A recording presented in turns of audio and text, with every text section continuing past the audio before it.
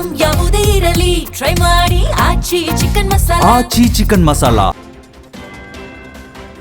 America Iran ಯುದ್ಧ ಸಂಘರ್ಷ ಮುಂದುವರಿದ ಪರಿಣಾಮ ಭಾರತಕ್ಕೆ ಮತ್ತೆ ಬರೆ ಹಿಡಿದಿದೆ.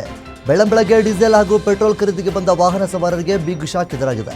ಕಳೆದ ದಿನಗಳಲ್ಲಿ ಅಂದರೆ 10 ದಿನಗಳಲ್ಲಿ 3ನೇ ಬಾರಿ ಬೆಲೆ ಏರಿಕೆಯಾಗಿದ್ದು, ಕಚ್ಚಾ ತೈಲ ಬ್ಯಾರೆಲ್ಗೆ $104 ಹೆಚ್ಚಳವಾಗಿರುವ ಹಿನ್ನೆಲೆ ಪೆಟ್ರೋಲ್ ಡೀಸೆಲ್ ದರದಲ್ಲಿ ಮತ್ತೆ ಏರಿಕೆಯಾಗಿದೆ. ಪ್ರತಿ ಲೀಟರ್ ಪೆಟ್ರೋಲ್ ಹಾಗೂ ಡೀಸೆಲ್ಗೆ 95 ಪೈಸೆ ಏರಿಕೆಯಾಗಿದೆ.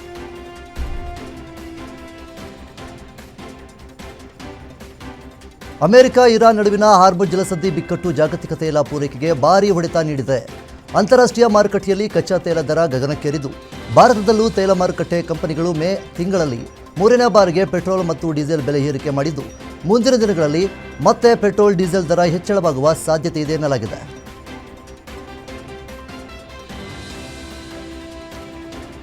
ದೇಶದಲ್ಲಿ ಪೆಟ್ರೋಲ್ ಡೀಸೆಲ್ ದರ ಏರಿಕೆ ವಿಚಾರವಾಗಿ ಸಚಿವ ಸತೀಶ್ ಜಾರಕಿಹೊಳಿ ಕಿಡಿಕಾರಿದ್ದಾರೆ. ಬಾಗಲಕೋಟೆಯಲ್ಲಿ ಮಾತನಾಡಿದ ಅವರು, ಪ್ರತಿ ವಾರ ದರ ಏರಿಸಿದ್ರೆ ನಮ್ಮ ಖಜಾನೆ ಖಾಲಿಯಾಗುತ್ತೆ. ಈ ಹಿಂದೆಯೂ ಈ ರೀತಿ ಘಟನೆಗಳು ನಡೆದಿವೆ. 70 ವರ್ಷದಿಂದ ಇದೇನು ಹೊಸ ವಿಚಾರ ಅಲ್ಲ. ಇದಕ್ಕೆ ಸೂಕ್ತ ಮಾರ್ಗ ಹುಡುಕಬೇಕು ಅಂತೇಳಿ 100ಕ್ಕೆ 100ರಷ್ಟು ಕೇಂದ್ರ ಸರ್ಕಾರಕ್ಕೆ ಸರಿಯಾಗಿ ನಿಭಾಯಿಸೋಕೆ ಆಗ್ತಾ ಇಲ್ಲ ಅಂತೇಳಿ ಹೇಳಿದ್ದಾರೆ. ಇಲ್ಲ, ನಾವೆಷ್ಟು ಕೊಡ್ಲಿಕ್ಕಾದ್ರೆ ಇವರು ಪ್ರತಿ ವಾರ ಏರಿಸ್ತಾ ಹೋದ್ರೆ ಎಷ್ಟು ಸಬ್ಸಿಡಿ ಕೊಡೋರು? ಅದಕ್ಕೆ ಪ್ರತಿ ವಾರ ₹3 ಏರಿಸ್ಕೊತ ಹೋದ್ರೆ ನಾವು ಇಲ್ಲಿ ನಮ್ದು ಖಾಲಿ ಆಗಿದ್ರೆ ರಾಜ್ಯ ಸರ್ಕಾರದ ಖಜಾನೆ ನಮ್ದು ಖಾಲಿ ಆಗುತ್ತೆ.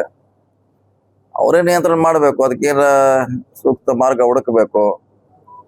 ಇಂಥ ಘಟನೆಗಳು ಬಹಳಷ್ಟು ಆಗಿದೆ. 70 ವರ್ಷದಲ್ಲಿ ಇದೇನು ಹೊಸದಲ್ಲ. ಇಂಥ ಸಂಘರ್ಷಗಳು, ಇಂಥ ಘಟನೆಗಳು ಸುಮಾರಾಗಿದೆ. ಎಲ್ಲ ಸರ್ಕಾರ ಸಾಮಾಜಿಕ ಜಾಲತಾಣಗಳಲ್ಲಿ ಸದ್ದು ಮಾಡುತ್ತಿರುವ ಕಾಕ್ರೋಚ್ ಜನತಾ ಪಾರ್ಟಿಯ ಶಾಂತಿಯುತ ಮಾನವ ಸರಪಳಿ ಅಭಿಯಾನಕ್ಕೆ ಬೆಂಗಳೂರು ಪೊಲೀಸರು ಬ್ರೇಕ್ ಹಾಕಿದ್ದಾರೆ.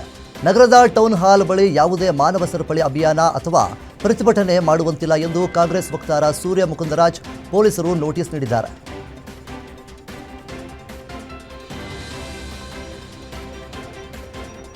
ಸಿಜೆಪಿ ಬಹಿರಂಗ ಸಭೆಗೆ ಪೊಲೀಸ್ ಅನುಮತಿ ನಿರಾಕರಣೆ ವಿಚಾರವಾಗಿ ಗೃಹ ಸಚಿವ ಡಾಕ್ಟರ್ ಜಿ ಪರಮೇಶ್ವರ್ ಪ್ರತಿಕ್ರಿಯೆ ನೀಡಿದ್ದಾರೆ. ಬೆಂಗಳೂರಿನಲ್ಲಿ ಮಾತನಾಡಿದ ಅವರು, ಅನುಮತಿ ಕೊಡೋದು ಬಿಡೋದು ಪೊಲೀಸರಿಗೆ ಬಿಟ್ಟ ವಿಚಾರ. ಪೊಲೀಸರು ಅನುಮತಿ ನಿರಾಕರಣೆ ಮಾಡಿರುವುದಕ್ಕೆ ಕಾರಣ ಇರುತ್ತದೆ. ಕಾನೂನು ಸುವ್ಯವಸ್ಥೆ ಕಾಪಾಡುವುದು ಪೊಲೀಸರ ಕರ್ತವ್ಯವಾಗಿದೆ ಎಂದು ಹೇಳಿದ್ದಾರೆ. ಪೊಲೀಸ್ನವ್ರು ಮಾಡ್ತಾರೆ, ಪೊಲಿಟಿಷಿಯನ್ಸ್ ಮಾಡೋ ಕೆಲಸ ಪೊಲಿಟಿಷಿಯನ್ಸ್ ಮಾಡ್ತಾರೆ. ಈಗ ಕಾನೂನು ಸುವ್ಯವಸ್ಥೆಯನ್ನು ಕಾಪಾಡೋದು ಯಾರ ಕೆಲಸ? ಯಾವುದೇ ಸರ್ಕಾರ ಇರ್ಬೋದು, ಯಾವುದೇ ಪಕ್ಷ ಅಧಿಕಾರದಲ್ಲಿ ಇರ್ಬೋದು, ಅವ್ರಿಗೆ ಜವಾಬ್ದಾರಿ ಇದೆ. ಅದರಿಂದ ಅವರು ಕೊಡೋದು ಬಿಡೋದು ಅದನ್ನ ನಿರಾಕರಣೆ ಮಾಡಿರ್ತಾರೆ. ಒಂದು ವೇಳೆ ಅದನ್ನ ಓವರ್ ರೂಲ್ ಮಾಡಿ ಸರ್ಕಾರ ಕೊಡಬೇಕು ಅಂತಾದ್ರೆ ಅದು ಬೇರೆ. ಯಾವ ಉದ್ದೇಶಕ್ಕೆ ಮಾಡ್ತಾರೆ?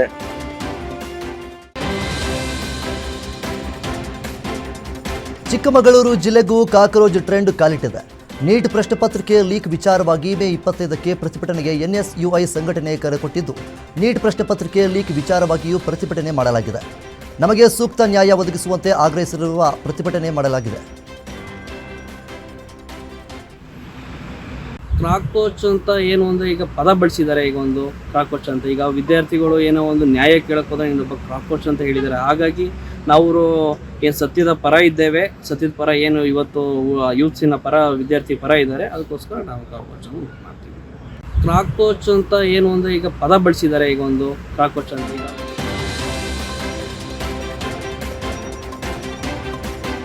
ಹುಬ್ಬಳ್ಳಿ, ಧಾರವಾಡ, ಅವಳಿ ನಗರಗಳ ಪೈಕಿ ಧಾರವಾಡಕ್ಕೆ ಪ್ರತ್ಯೇಕ ಮಹಾನಗರ ಪಾಲಿಕೆ ಬೇಕು ಎಂದು ಕಾಕ್ರೋಚ್ ಜನತಾ ಪಾರ್ಟಿಯ ಯುವ ಸಮೂಹ ಬೀದಿಗಿಳಿದು ಪ್ರತಿಭಟನೆ ನಡೆಸಿದ್ದಾರೆ.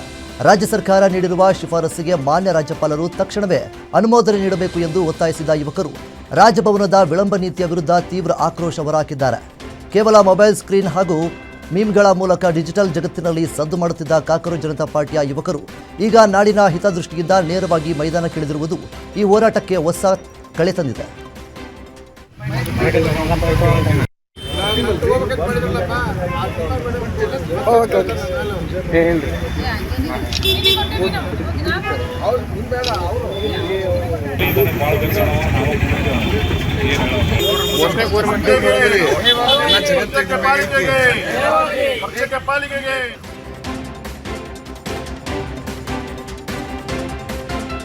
ರಾಜ್ಯ ಸರ್ಕಾರ 3 ವರ್ಷ ಪೂರೈಸಿದ ಬೆನ್ನಲ್ಲೇ ಸಚಿವ ಸಂಪುಟ ಪುನರ್ರಚನೆಗೆ ಒತ್ತಡ ಹೆಚ್ಚಾಗಿದ್ದು ಸಚಿವ ಕೃಷ್ಣ ಬೈರೇಗೌಡ ನೇತೃತ್ವದಲ್ಲಿ 5 ಮಂದಿ ಸಚಿವ ಸ್ಥಾನದ ಆಕಾಂಕ್ಷಿಗಳು ದೆಹಲಿಗೆ ತೆರಳಿದ್ದಾರೆ.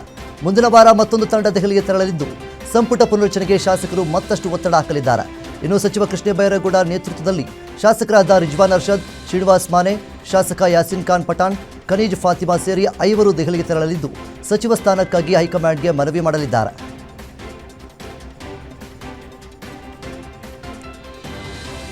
ಅಂತಾರಾಷ್ಟ್ರೀಯ ಕ್ರಿಕೆಟ್ ಸ್ಟೇಡಿಯಂ ನಿರ್ಮಾಣಕ್ಕೆ ಶಂಕುಸ್ಥಾಪನೆ ನೆರವೇರಿದೆ. ಬೆಂಗಳೂರು ನಗರದ ಹೊರವಲಯದಲ್ಲಿರುವ ಆನೇಕಲ್ ತಾಲೂಕಿನ ಹಿಂಡ್ಲವಾಡಿ ಗಳಿ ಸೂರ್ಯನಗರದಲ್ಲಿ ನಿರ್ಮಾಣವಾಗಲಿರುವ ಭಾರತದಲ್ಲೇ 2ನೇ ಅತಿದೊಡ್ಡ ಸ್ಟೇಡಿಯಂ ನಿರ್ಮಾಣಕ್ಕೆ ಪೂಜೆ ಸಲ್ಲಿಸಿದ್ದಾರೆ. ಅಂತಾರಾಷ್ಟ್ರೀಯ ಕ್ರಿಕೆಟ್ ಸ್ಟೇಡಿಯಂ ಶಂಕುಸ್ಥಾಪನೆ ಕಾರ್ಯಕ್ರಮದಲ್ಲಿ ಸಿಎಂ ಸಿದ್ದರಾಮಯ್ಯ ಮತ್ತು ಡಿಸಿಎಂ ಡಿಕೆ ಶಿವಕುಮಾರ್ ಸೇರಿ ಹಲವು ಸಚಿವರು, ಶಾಸಕರು ಭಾಗಿಯಾಗಿದ್ದರು.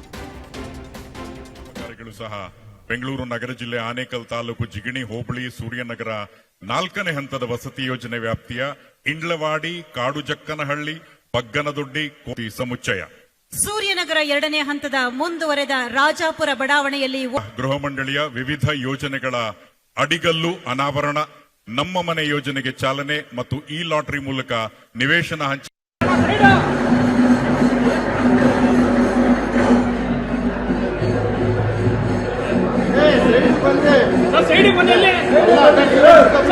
ಭವ್ಯವಾಗಿ ಮೂಡಿ ಬರಲಿರುವ ಅಂತಾರಾಷ್ಟ್ರೀಯ ಕ್ರಿಕೆಟ್ ಸ್ಟೇಡಿಯಂನ ವಿಹಂಗಮ ನೋಟ ನಾವಿಲ್ಲಿ ಕಾಣ್ತಾ ಇದ್ದೇವೆ. ನಮ್ಮ ಸಿಲಿಕಾನ್ ವ್ಯಾಲಿಯಿಂದ ಖ್ಯಾತಿಗೊಂಡಿರುವ ನಮ್ಮ ಬೆಂಗಳೂರು ಹಲವು ವಿಶೇಷತೆಗಳಾಗಿರುವ ಗ್ಯಾರಂಟಿಗಳನ್ನು ನೀಡಿ ಜನರಿಗೆ ಉತ್ತಮ ಬದುಕಿನ ಭರವಸೆ ನೀಡುವುದರ ಮೂಲಕ ಸರ್ಕಾರವನ್ನ ಯಶಸ್ವಿಯಾಗಿ ಮುನ್ನಡೆಸುತ್ತಿರುವ ನಮ್ಮ ಹೆಮ್ಮೆಯ ಸಂಘಟನೆ. ಅಲ್ಲದೆ ಆನೇಕಲ್, ಜಿಗಣಿ, ಹೊಸೂರು ರಸ್ತೆ, ಬನ್ನೇರ್ಘಟ್ಟ ರಸ್ತೆಗಳಿಂದ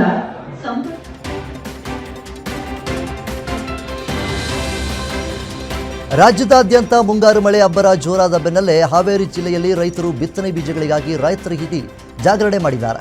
ರೈತರು ಸೋಯಾಬೀನ್, ಶೇಂಗಾ ಬೀಜಕ್ಕಾಗಿ ಸವಣೂರು ತಾಲೂಕಿನ ಕೃಷಿ ಕೇಂದ್ರದ ಮುಂದೆಯೇ ಮಲಗಿದ್ದಾರೆ. ಇನ್ನು ಕಳೆದ 2 ದಿನಗಳಿಂದ ಕಾದರೂ ಸರಿಯಾಗಿ ಬಿತ್ತನೆ ಬೀಜ ಸಿಗ್ತಾ ಇಲ್ಲ. ನೆಟ್ವರ್ಕ್ ಸಮಸ್ಯೆ ಹೇಳಿ ಬಿತ್ತನೆ ಬೀಜ ನೀಡಲು ಅಧಿಕಾರಿಗಳು ವಿಳಂಬ ಮಾಡುತ್ತಿದ್ದಾರೆ ಎಂದು ರೈತರು ಕೃಷಿ ಇಲಾಖೆ ಅಧಿಕಾರಿಗಳ ವಿರುದ್ಧ ಅನ್ನದಾತರು ಆಕ್ರೋಶ ಹೊರಹಾಕಿದ್ದಾರೆ.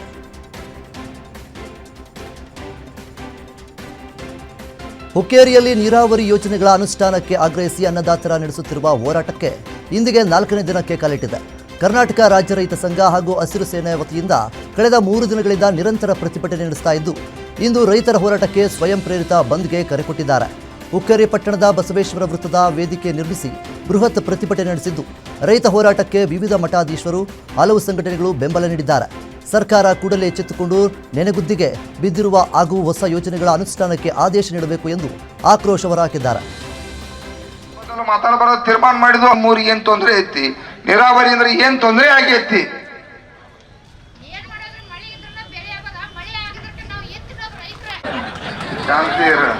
ಅವ್ರ ನೀರಾವರಿ ಮಾಡ್ರೆ ಈ ಸರ್ಕಲ್ದಾಗ ಇಲ್ಲಿ ಇದನ್ನ 4 ದಿನ ಇಲ್ಲಿ ತಿಥಿ ಮಾಡ್ಕೋತ ಕೊಟ್ಟೆ ಇದಕ್ಕೆ 1000 ರೂಪ ಪ್ರಾಬ್ಲಮ್ ಕ್ರಿಯೇಟ್ ತಾನ ಆಟೋಮೆಟಿಕ್ ಪ್ರಾರಂಭ ಆಗ್ತದೆ ನೋಡ್ರಿ. ಇವತ್ತು ಇದೀಗ ಯಾವ್ದು ಬಂದ್ ಹೇಳಲಿ. ಇದು 1 ದಿನ ಬತ್ತಪ್ಪ ಆತಂದ್ರೆ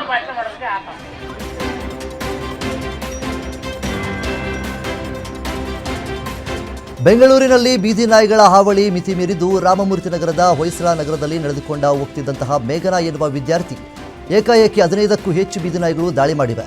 ಇನ್ನು ವಿದ್ಯಾರ್ಥಿ ಮೇಲೆ ಬೀದಿ ನಾಯಿಗಳು ಅಟ್ಯಾಕ್ ಮಾಡ್ತಾ ಇದ್ದಂತೆ ಸ್ಥಳೀಯರು ನಾಯಿಗಳನ್ನು ಬೆದರಿಸಿದ್ದಾರೆ. ಬೀದಿ ನಾಯಿಗಳ ದಾಳಿಗೆ ಒಳಗಾಗಿದ್ದ ಮೇಘನಾಳನ್ನು ಕೆಆರ್ ಪುರಂ ಸಾರ್ವಜನಿಕ ಆಸ್ಪತ್ರೆಗೆ ದಾಖಲಿಸಿ ಚಿಕಿತ್ಸೆ ಕೊಡಿಸಲಾಗಿದೆ.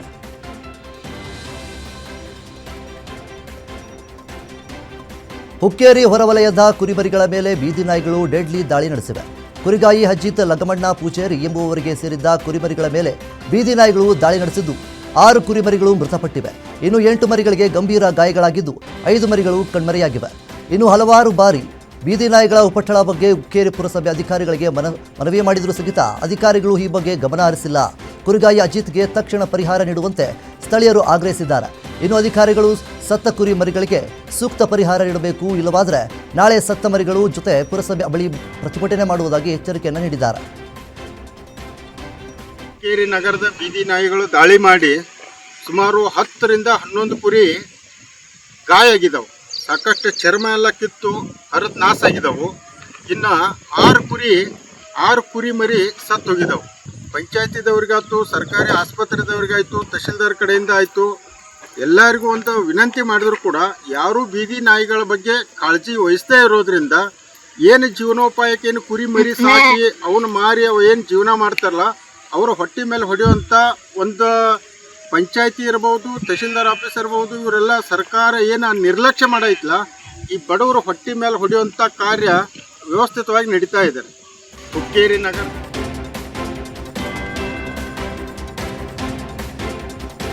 ಮಂಡ್ಯ ಜಿಲ್ಲೆ ಮಳವಳ್ಳಿ ತಾಲೂಕಿನ ಅವ್ವೇರಹಳ್ಳಿ ಗ್ರಾಮದಲ್ಲಿ ಬೀದಿ ನಾಯಿಗಳ ಹಾವಳಿ ಮಿತಿ ಮೀರಿದೆ.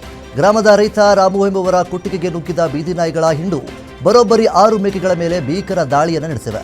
ಕೊಟ್ಟಿಗೆಯಲ್ಲಿ ಕಟ್ಟಿದ್ದ ಮೇಕೆಗಳ ಪೈಕಿ 4 ಸ್ಥಳದಲ್ಲೇ ಕಚ್ಚಿ ತಿಂದಿರುವ ನಾಯಿಗಳು ಇನ್ನುಳಿದ 2 ಮೇಕೆಗಳನ್ನು ಕಚ್ಚಿ ಒತ್ತೆಯ್ದಿವೆ.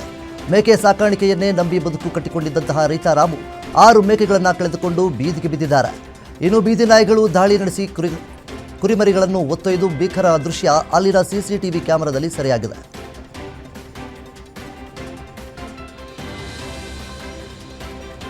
ಮಂಡ್ಯ ಜಿಲ್ಲೆ ಕೆಆರ್ಪೇಟೆ ಪಟ್ಟಣದ ಕೆಪಿಎಸ್ ಶಾಲೆಯ ಮುಂದೆ ಪೋಷಕರು ಕ್ಯೂ ನಿಂತಿದ್ದಾರೆ.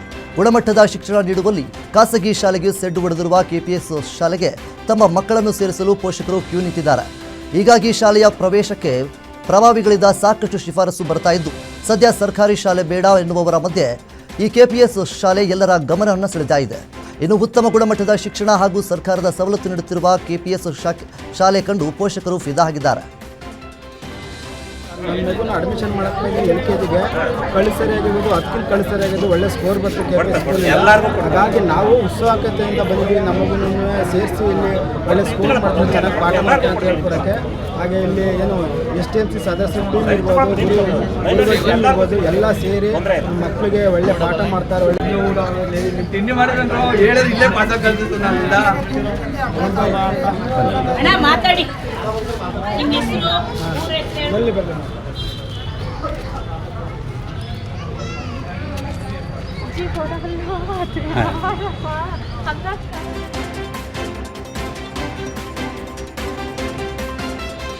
ಕ್ರೂಸರ್ ಲಾರಿ ಮುಖಾಮುಖಿ ಡಿಕ್ಕಿಯಾಗಿ ಒಂದೇ ಕುಟುಂಬದ 5 ದಾರುಣ ಸಾವನ್ನಪ್ಪಿರುವ ಘಟನೆ ಕಲಬುರಗಿ ಜಿಲ್ಲೆ ಚಿತ್ತಾಪುರ ತಾಲೂಕಿನ ಲಾಡ್ಲಾಪುರ ಬಳಿ ನಡೆದಿದೆ. ಅಪಘಾತದ ರಭಸಕ್ಕೆ ಕ್ರೂಸರ್ ವಾಹನ ನಜ್ಜುಗುಜ್ಜಾಗಿದ್ದು, ಕ್ರೂಸರ್ನಲ್ಲಿದ್ದ ತೋಲು ಸಾಬ್, ಕ್ಯಾಶ್ವಾರ್, ಹುಸೇನ್ ಶಾ, ಮೈಬೂಬ್ ಅಲಿ, ರಸೂಬಿ, ಫಾತಿಮ್ ಅಲಿ ಸೇರಿ 5 ಸ್ಥಳದಲ್ಲೇ ಮೃತಪಟ್ಟಿದ್ದಾರೆ. ಮೃತರೆಲ್ಲರೂ ಚಿತ್ತಾಪುರ ತಾಲೂಕಿನ ಇಂಗಳಗಿ ಗ್ರಾಮದವರು ಎಂದು ಗುರುತಿಸಲಾಗಿದೆ. ಇನ್ನು ದುರಂತ ಸ್ಥಳಕ್ಕೆ ಹಿರಿಯ ಪೊಲೀಸ್ ಅಧಿಕಾರಿಗಳ ಭೇಟಿ ನೀಡಿ ಪರಿಶೀಲನೆಯನ್ನು ನಡೆಸಿದ್ದಾರೆ. ಅಲ್ಲಿಗೆ ಹೋಗಿ ಅವ್ರಿಗೆ ಪೇಷಂಟ್ಗೆ ಬಿಟ್ಟು ಬರೋ ಹೊತ್ತಿಗೆ ಆಗ್ಯಾದ್ರಿ. ಹಿಂಗೆ ನಮಗೂ ಗೊತ್ತಿಲ್ಲ ರೀ, ನಮ್ಗೆ ರಾತ್ರಿ 2 ಗೊತ್ತಾಗ್ಯದಪ್ಪ. ನಿಮ್ಮ ಈಗ ಮಗ ತೋಲು ರೀ, ಕ್ರೂಸರ್ ಸ್ವಂತ ಗಾಡಿ ಆದ್ರಿ. ಆ ಗಾಡಿ ಇಟ್ಕೊಂಡೆ ಇಡೀ ಕುಟುಂಬ ಜೀವ ನಡೆಸ್ತೀವ್ರಿ ಅಪ್ಪ. 6 ಮಂದಿ ಆದ್ರಿ ಅಪ್ಪ. ಶುಗರ್ BP ಆದ್ರಿ ಅಪ್ಪ.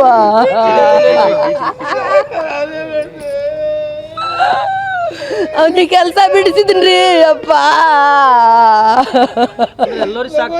ಎಲ್ಲರಿಗೆ ಸಾಕ್ತಿದ್ದಾರಿ ಅಪ್ಪ. ಅವ ಎಲ್ಲರಿಗೆ ಸಾಕವಾರಿ ಮಗ ಅಪ್ಪ. ಈಗ ಹ್ಯಾಂಗ ಮಾಡ್ಬೇಕ್ರಿ?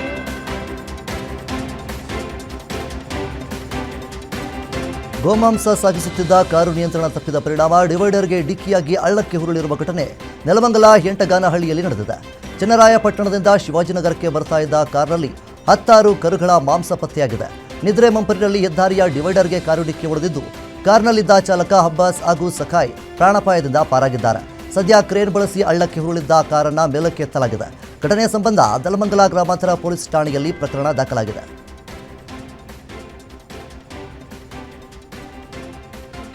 10ನೇ ತರಗತಿಯ ಅಪ್ರಾಪ್ತ ಬಾಲಕಿಯ ಮೇಲೆ ಅತ್ಯಾಚಾರ ನಡೆದಿರುವ ಆರೋಪ ಕೇಳಿಬಂದಿರುವ ಘಟನೆ ಬೆಂಗಳೂರಿನ ಶ್ರೀರಾಂಪುರ ಪೊಲೀಸ್ ಠಾಣಾ ವ್ಯಾಪ್ತಿಯಲ್ಲಿ ನಡೆದಿದೆ. NGO ಆಶ್ರಮದಲ್ಲಿ ವಾಸವಿದ್ದು ಓದುತ್ತಿದ್ದ ಬಾಲಕಿಯನ್ನು ಶಾಲೆಯ ಮುಖ್ಯ ಶಿಕ್ಷಕರೇ ಅತ್ಯಾಚಾರ ಮಾಡಿರುವುದಾಗಿ ಆರೋಪಿಸಲಾಗಿದೆ. ಘಟನೆಯ ಪರಿಣಾಮವಾಗಿ ಬಾಲಕಿ ಗರ್ಭಿಣಿಯಾಗಿದ್ದಾಳೆ. ಇನ್ನು ಈ ಪ್ರಕರಣವನ್ನು ಮುಚ್ಚಾಕಲು ಸುಮಾರು 15 ಲಕ್ಷ ರೂಪಾಯಿಗೆ ಇತ್ಯರ್ಥ ಮಾಡಲು ಯತ್ನ ನಡೆದಿದೆ ಎಂದು ಆರೋಪವೂ ಕೂಡ ಕೇಳಿಬಂದಿದೆ. ಅಲ್ಲದೆ ಅಬಾರ್ಷನ್ ಮಾಡಿಸಲು ಬಾಲಕಿಯನ್ನು ಬಚ್ಚಿಟ್ಟಿದ್ದರು ಎಂಬ ಆರೋಪದ ಹಿನ್ನೆಲೆಯಲ್ಲಿ ಶ್ರೀರಾಂಪುರ ಪೊಲೀಸ್ ಠಾಣೆಯಲ್ಲಿ FIR ದಾಖಲಿಸಿದೆ. CWC ಅಧಿಕಾರಿಗಳು ಪೊಲೀಸ್ ಠಾಣೆಗೆ ಭೇಟಿ ನೀಡಿ ಪರಿಶೀಲನೆಯನ್ನು ನಡೆಸಿದ್ದಾರೆ. ಹುಡುಗಿ ಒಂದು ಆಶ್ರಮದ ಥರ ಇರುತ್ತೆ, ಅಂದರೆ ಅವ್ರು ಯಾರು ನೋಡ್ಕೊಳ್ಳೋರು ಇರೋದಿಲ್ಲ. ಒಂದು NGO ನಡೆಸ್ತಿರೋಂಥ ಸಂಸ್ಥೆನಲ್ಲಿ ಅವರು ಉಳ್ಕೊಳ್ತಾರೆ. ಬೆಳಗಿಂದ ಸಂಜೆವರೆಗೆ ಸ್ಕೂಲ್ಗೆ ಹೋಗಿ ಬರ್ತಾರೆ. ಮಿಕ್ಕಿ ಟೈಮ್ನಲ್ಲಿ ಅದೇ ಸರ್ಕಾರಿ ಶಾಲೆ ಸ್ಪೇಸಲ್ಲಿ ಇರುವಂಥ ಒಂದು NGO ಸಂಸ್ಥೆ ನಡೆಸ್ತಿರುವಂಥ ಆಶ್ರಮದಲ್ಲಿ ಇರ್ತಾರೆ. ಅದೇ ಸ್ಕೂಲ್ HM ಅವ್ರ ಮೇಲೆ ಅತ್ಯಾಚಾರ ಮಾಡಿದ್ದಾರೆ ಅಂತ ಗೊತ್ತಾಯಿತು. ಆಮೇಲೆ ಮಗು ಪ್ರೆಗ್ನೆಂಟ್ ಆಗಿದ್ದಾರೆ. ಇದನ್ನು ಮುಚ್ಚಾಕೋದಕ್ಕೆ ಅಂದರೆ ಅದನ್ನು ಯಾರು ಹೊರಗಡೆ ಬಿಡದೆ ಅಲ್ಲಿ ಸಂಸ್ಥೆಯಲ್ಲಿ ಕೆಲವು ಯಾರೋ ಸ್ಟಾಫು ಪ್ರಯತ್ನ ಮಾಡಿ ಅವ್ರಿಗೆ ಅಬಾರ್ಷನ್ ಮಾಡಬೇಕಂತ ಟ್ರೈ ಮಾಡ್ತಿದ್ದಾರೆ. ಏನೋ ಒಳಗೊಳಗೆ ಏನೋ ಡೀಲ್ ಮಾಡೋಣ ಅಂತ ಮಾತಾಡಿದ್ದಾರೆ ಅಂತ ಗೊತ್ತಾಯಿತು. ನಮಗೆ ಗೊತ್ತಾಗಿರೋ ಅಂದರೆ ಇನ್ಫಾರ್ಮೇಷನ್ ಪ್ರಕಾರ ಆ ಸ್ಕೂಲ್ HM ಆ ಮಗು ಮೇಲೆ ಆಗಿದೆ. ಕೆಲಸ ಮಾಡುತ್ತಿದ್ದ ವೇಳೆ ಕುಸಿದು ಬಿದ್ದು ಮನ್ರೇಗಾ ಕೂಲಿ ಕಾರ್ಮಿಕ ಸಾವನ್ನಪ್ಪಿರುವ ಘಟನೆ ದಾವಣಗೆರೆ ಜಿಲ್ಲೆಯ ನ್ಯಾಮತಿ ತಾಲೂಕಿನ ಸುರಹೊನ್ನೆ ಗ್ರಾಮದಲ್ಲಿ ನಡೆದಿದೆ. ಮನ್ರೇಗಾ ಯೋಜನೆಯಡಿ ಸುರಹೊನ್ನೆ ಗ್ರಾಮ ಪಂಚಾಯತ್ ವ್ಯಾಪ್ತಿಯಲ್ಲಿ ಕೆಲಸ ನಡೀತಾ ಇತ್ತು. ಕೂಲಿ ಕೆಲಸಕ್ಕೆ ತೆರಳಿದ್ದ 60 ವರ್ಷದ ನರಸಿಂಹಪ್ಪ ಏಕಾಏಕಿ ಕುಸಿದು ಬಿದ್ದಿದ್ದು ಸ್ಥಳದಲ್ಲೇ ಸಾವನ್ನಪ್ಪಿದ್ದಾರೆ. ಇನ್ನು ಮೃತನ ಕುಟುಂಬಕ್ಕೆ ಪರಿಹಾರ ನೀಡುವಂತೆ ಸ್ಥಳೀಯರು ಮನವಿ ಮಾಡಿದ್ದಾರೆ. ಘಟನಾ ರಾಯು ನ್ಯಾಮತಿ ಪೊಲೀಸ್ ಠಾಣೆ ವ್ಯಾಪ್ತಿಯಲ್ಲಿ ಈ ಘಟನೆ ನಡೆದಿದೆ.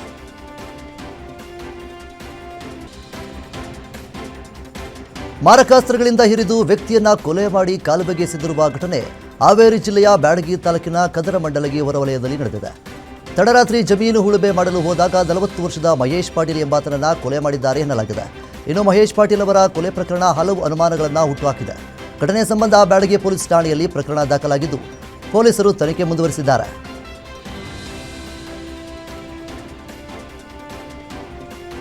ಬೆಂಗಳೂರಿನ ವಿಲ್ಸನ್ ಗಾರ್ಡನ್ ಬಳಿ ಊಬರ್ ಕ್ಯಾಬ್ ಚಾಲಕನ ಮೇಲೆ ಡೆಡ್ಲಿ ಅಟ್ಯಾಕ್ ಮಾಡಿದ್ದಾರೆ.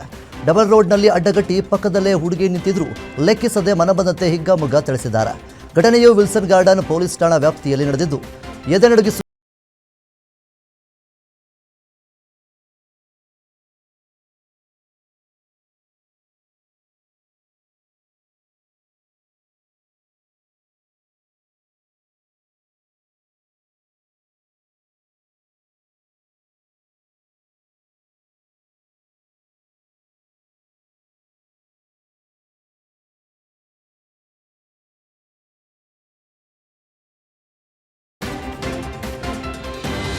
ಜಗಳ ಬಿಡಿಸಲು ಹೋಗಿದ್ದ ಯುವಕನಿಗೆ ಜಾತಿ ನಿಂದನೆ ಆರೋಪ ಮಾಡಿ ಮಾರಣಾಂತಿಕವಾಗಿ ಹಲ್ಲೆ ನಡೆಸಿರುವ ಘಟನೆ ದಾವಣಗೆರೆ ಜಿಲ್ಲೆಯ ಜಗಳೂರು ತಾಲೂಕಿನ ಮುಷ್ಟಿಗರಹಳ್ಳಿಯಲ್ಲಿ ನಡೆದಿದೆ. ಅದೇ ಗ್ರಾಮದ ಕೊಟ್ರೇಶ್ ಎಂಬುವರ ಅಂಗಡಿಯ ಮುಂದೆ ಶಾಂತ ಮತ್ತು ಮಂಜುನಾಥ್ ನಡುವೆ ಜಗಳ ನಡೆದಿತ್ತು. ಜಗಳ ಬಿಡಿಸಲು ಹೋಗಿದ್ದ ಬಸವರಾಜ್ ಎಂಬುವರ ಮೇಲೆ ಶಾಂತ ಹಾಗೂ ಮಂಜುನಾಥ್ ಇಬ್ಬರು ಜಾತಿ ನಿಂದನೆ ಮಾಡಿ ಹಲ್ಲೆ ಮಾಡಿದ್ದಾರೆ. ಇನ್ನು ಹಲ್ಲೆಗೊಳಗಾದ ಬಸವರಾಜ್ ಅವರನ್ನ ದಾವಣಗೆರೆ ಖಾಸಗಿ ಆಸ್ಪತ್ರೆಗೆ ದಾಖಲಿಸಿ ಚಿಕಿತ್ಸೆ ಕೊಡಿಸಲಾಗಿದೆ. ಘಟನೆ ಸಂಬಂಧ ಬಿಳಿಚೋಡು ಪೊಲೀಸ್ ಠಾಣೆಯಲ್ಲಿ ಪ್ರಕರಣ ದಾಖಲಾಗಿದೆ.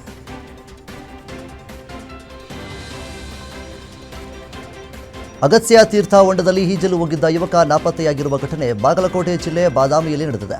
ಬಾದಾಮಿಯ ಜಯನಗರ ನಿವಾಸಿ 19 ವರ್ಷದ ಮನೋಜ್ ಪ್ರಕಾಶ್ ಕಮಲೇಕರ್ ಎಂಬ ಯುವಕ ಹೊಂಡದ ಬಳಿ ಬಟ್ಟೆಗಳನ್ನು ಇಟ್ಟು ಹೊಂಡಕ್ಕೆ ಹಾರಿದ್ದಾನೆ ಎನ್ನಲಾಗಿದೆ. ಇನ್ನು ಹೊಂಡದ ಬಳಿ ಇದ್ದ ಬಟ್ಟೆಗಳನ್ನು ಕಂಡು ಸ್ಥಳೀಯರು ಪೊಲೀಸರಿಗೆ ಕರೆ ಮಾಡಿ ಮಾಹಿತಿ ನೀಡಿದ್ದಾರೆ. ಇನ್ನು ಬಾದಾಮಿ ಪೊಲೀಸರು ಸ್ಥಳಕ್ಕೆ ಆಗಮಿಸಿ ತೀವ್ರ ಶೋಧ ಕಾರ್ಯಾಚರಣೆಯನ್ನು ನಡೆಸಿದ್ದಾರೆ.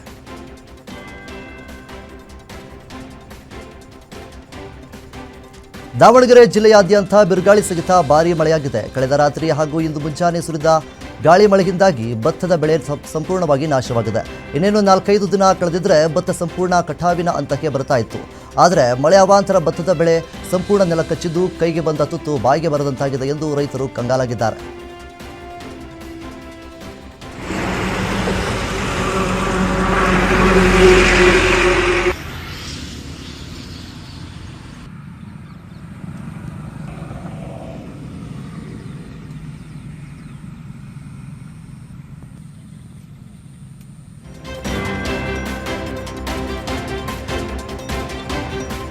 ಮೈಸೂರು ಜಿಲ್ಲೆಯ ಹುಣಸೂರು ತಾಲೂಕಿನಲ್ಲಿ ಕೋಟ್ಯಾಂತರ ರೂಪಾಯಿ ಮೌಲ್ಯದ ಅಕ್ರಮ ಬೀಟೆ ಮರ ಸಾಗಾಟದ ಜಾಲವನ್ನು ಅಧಿಕಾರಿಗಳು ಪತ್ತೆ ಹಚ್ಚಿದ್ದಾರೆ. ಕೊಡಗಿನಿಂದ ಬೆಂಗಳೂರು ಕಡೆಗೆ ಸಾಗಿಸುತ್ತಾ ಇದ್ದಂತಹ ಲಕ್ಷಾಂತರ ರೂಪಾಯಿ ಮೌಲ್ಯದ 45 ಬೀಟೆ ಮರ ಪೀಸ್ಗಳು ಸೇರಿ ಲಾರಿ ಸಮೇತ ವಶಪಡಿಸಿಕೊಳ್ಳಲಾಗಿದೆ.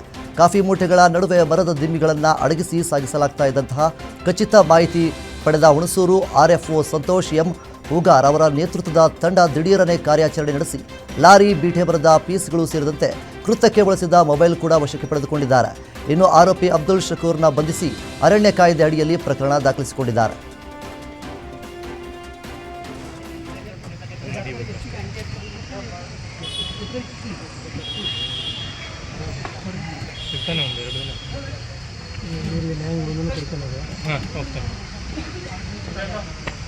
ಸರ್ ಟೈಪ್ ಮಾಡಿರೋದನ್ನ ಕೊಟ್ಬಿಡೋಣ ಅಲ್ವಾ? ಪತ್ರಿಕಾ ಪ್ರಕಟಣೆ.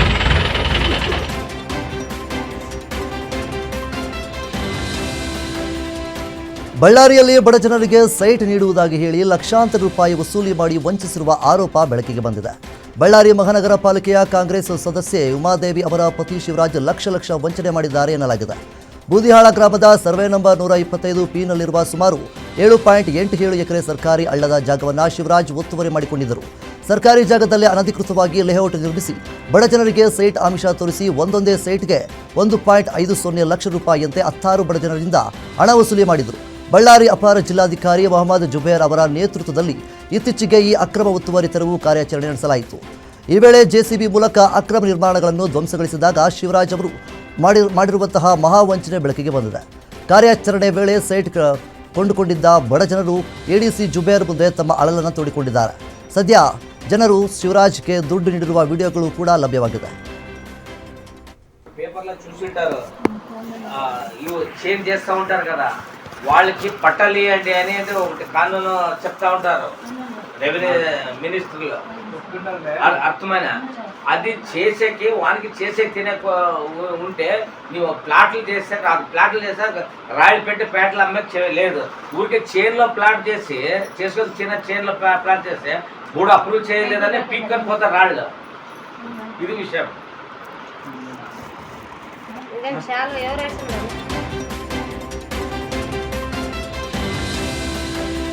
ಹುಬ್ಬಳ್ಳಿಗೆ ಅಕ್ರಮ ಬಾಂಗ್ಲಾ ವಲಸಿಗರು ಲಗ್ಗೆ ಇಟ್ಟಿದ್ದಾರೆ ಎನ್ನುವ ಆರೋಪ ಕೇಳಿ ಬರ್ತಾ ಇದ್ದಂತೆ ಜಿಲ್ಲೆಯ ಹೊಸ ಬಸ್ ನಿಲ್ದಾಣಕ್ಕೆ ಕ್ರೈಮ್ ಡಿಸಿಪಿ ರವೀಶ್ ಆರ್ ಹಾಗೂ ಕಾನೂನು ಸುವ್ಯವಸ್ಥೆ ಡಿಸಿಪಿ ಶ್ರುತಿ ಭೇಟಿ ನೀಡಿ ಪರಿಶೀಲನೆಯನ್ನು ನಡೆಸಿದ್ದಾರೆ. ಇನ್ನು ಆಧಾರ್ ಕಾರ್ಡ್ ನಕಲಿಗಳಿವೆ, ಕೆಲವರ ಜನರ ಕೈಯಲ್ಲಿ ಮತ ಹಾಕಿದ ಗುರುತುಗಳ ಸಹಿತ ಇಲ್ಲ. ಪೊಲೀಸರ ಜೊತೆಗೆ ತಹಶೀಲ್ದಾರ್ ನೇತೃತ್ವದಲ್ಲಿ ಸರಿಯಾದ ತಪಾಸಣೆ ಮಾಡಬೇಕೆಂದು ಹಿಂದೂ ಕಾರ್ಯಕರ್ತರು ಆಗ್ರಹಿಸಿದ್ದಾರೆ. ಸದ್ಯ ಚುನಾವಣೆ ಮುಗಿದ ಹಿನ್ನೆಲೆ ಮರಳಿ ಕೆಲಸಕ್ಕೆ ಬಂದಿದ್ದೇವೆ, ಬಾಂಗ್ಲಾ ನುಸುಳುಕೋರರಿದ್ದಾರೆ, ಅವರ ವಿರುದ್ಧ ಕ್ರಮ ತೆಗೆದುಕೊಳ್ಳಿ, ನಮ್ಮನ್ನು ಬಿಟ್ಟು ಕಳಿಸಿ ಎಂದು ಕೂಲಿ ಕಾರ್ಮಿಕರು ಆಗ್ರಹಿಸಿದ್ದಾರೆ.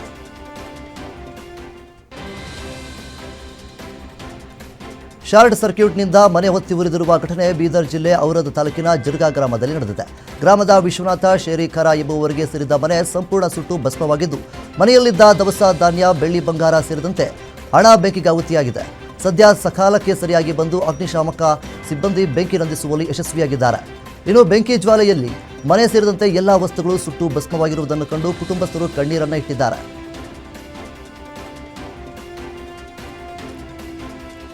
ಹಾಸನ ಜಿಲ್ಲೆಯಲ್ಲಿ ಸಿಲಿಂಡರ್ ಸಮಸ್ಯೆ ದಿನದಿಂದ ದಿನಕ್ಕೆ ಹೆಚ್ಚಾಗುತ್ತಿದ್ದು, ಆಲೂರು ಭಾರತ್ ಗ್ಯಾಸ್ ಕಚೇರಿ ಬಳಿ ಸಿಲಿಂಡರ್ಗಾಗಿ ಮಹಿಳೆಯರು ಸೇರಿದಂತೆ ಗ್ರಾಹಕರು ಪರದಾಡ್ತಾ ಇದ್ದಾರೆ.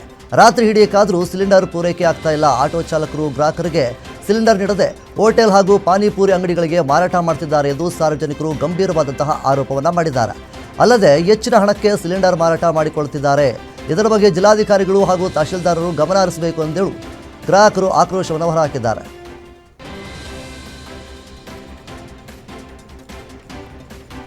ಕಾಂತಾರ ಖ್ಯಾತಿಯ ರುಕ್ಮಿಣಿ ವಸಂತ್ ಎಐ ದುರ್ಬಳಕೆ ವಿರುದ್ಧ ಗರಂ ಆಗಿದ್ದಾರೆ. ಇತ್ತೀಚೆಗೆ ಸಾಮಾಜಿಕ ಜಾಲತಾಣಗಳಲ್ಲಿ ಹಸಿರು ಬಣ್ಣದ ಬಿಕಿನಿಯಲ್ಲಿರುವ ರುಕ್ಮಿಣಿ ವಸಂತ್ ಅವರ ಫೋಟೋವೊಂದು ಭಾರಿ ವೈರಲ್ ಆಗಿತ್ತು.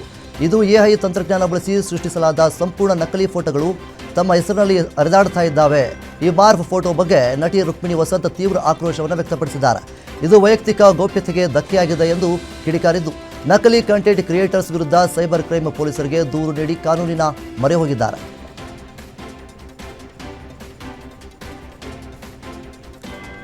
ಚಿಕ್ಕಬಳ್ಳಾಪುರದಲ್ಲಿ ಯುವ ರೈತನೊಬ್ಬ ಬಿರುಬಿಸಿಲಿನ ನಡುವೆಯೂ ಕಾಶ್ಮೀರಿ ಆಪಲ್ ಬೆಳೆದು ಸಾಧನೆ ಮಾಡಿದ್ದಾನೆ. ಇಂತಹ ವ್ಯತಿರಿಕ್ತ ವಾತಾವರಣದಲ್ಲೂ ಯುವ ರೈತ ಅನಿಲ್ ಅವರಿಗೆ ಬಂಪರ್ ಫಸಲು ಸಿಕ್ಕಿದ್ದು, ಮಾರುಕಟ್ಟೆಯಲ್ಲಿ 1 ಕೆಜಿ ಆಪಲ್ಗೆ 250 ರೂಪಾಯಿ ಬೆಲೆ ಸಿಕ್ಕಿದೆ. ಇನ್ನು ಚಿಕ್ಕಬಳ್ಳಾಪುರ ಈಶಾ ಫೌಂಡೇಶನ್ನ ಜೊತೆಗೆ ಆಪಲ್ ತೋಟ ನೋಡಲು ಪ್ರವಾಸಿಗರು ಮುಗಿಬಿದ್ದಿದ್ದು, ಸೇಬು ತೋಟದಲ್ಲಿ ಬೆಂಗಳೂರು ಮಂದಿ ಫುಲ್ ಪೋಸ್ ಕೊಟ್ಟಿದ್ದಾರೆ.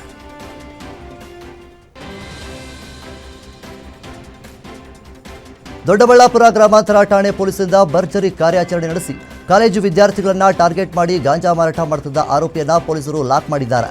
ಮನೆಯಲ್ಲಿಯೇ ಗಾಂಜಾ ಪಾಕೆಟ್ ರೆಡಿ ಮಾಡಿ ಅಕ್ರಮವಾಗಿ ಮಾರಾಟ ಮಾಡುತ್ತಿದ್ದ ಕಂಟನಕುಂಟೆ ಗ್ರಾಮದ ಚೇತನ್ ಕುಮಾರ್ ಎಂಬಾತನನ್ನು ಬಂಧಿಸಿದ್ದಾರೆ. ಬಂಧಿತನಿಂದ ಸುಮಾರು 2 ಲಕ್ಷ ಬೆಲೆ ಬಾಳುವ 860 ಗ್ರಾಂ ಒಣ ಗಾಂಜಾವನ್ನು ವಶಕ್ಕೆ ಪಡೆದುಕೊಂಡಿದ್ದಾರೆ. ಇನ್ನು ಬಂಧಿತನ ವಿರುದ್ಧ NDPS ಕಾಯ್ದೆಯಡಿ ದೊಡ್ಡಬಳ್ಳಾಪುರ ಗ್ರಾಮಾಂತರ ಪೊಲೀಸ್ ಠಾಣೆಯಲ್ಲಿ ಪ್ರಕರಣ ದಾಖಲಾಗಿದೆ.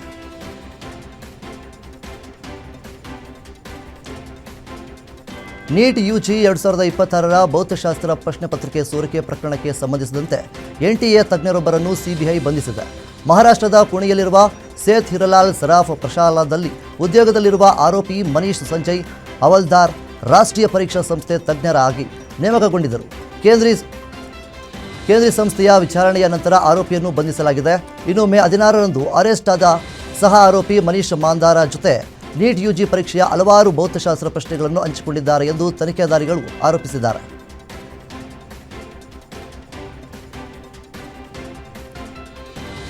ಆಫ್ರಿಕಾದಲ್ಲಿ ಎಬೋಲಾ ವೈರಸ್ನ ಮಾರಕ ಹಾವಳಿ ಹೆಚ್ಚಾಗಿದ್ದು ವಿಶ್ವ ಆರೋಗ್ಯ ಸಂಸ್ಥೆ ಎಚ್ಚರಿಕೆ ನೀಡಿದೆ.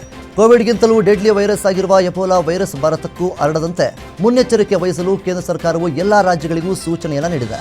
ಅಲ್ಲದೆ ನವದೆಹಲಿ ಸೇರಿದಂತೆ ಪ್ರಮುಖ ವಿಮಾನ ನಿಲ್ದಾಣಗಳಲ್ಲಿ ತಪಾಸಣೆ ಮತ್ತು ಕಟ್ಟೆಚ್ಚರಕ್ಕೆ ಆದೇಶಿಸಿದ್ದು ಇಂದು ದೆಹಲಿಯಲ್ಲಿ ನಡೆಯಬೇಕಿದ್ದ ಭಾರತ ಹಾಗೂ ಆಫ್ರಿಕಾ ಶೃಂಗಸಭೆ ಮುಂದೂಡಲಾಗಿದೆ.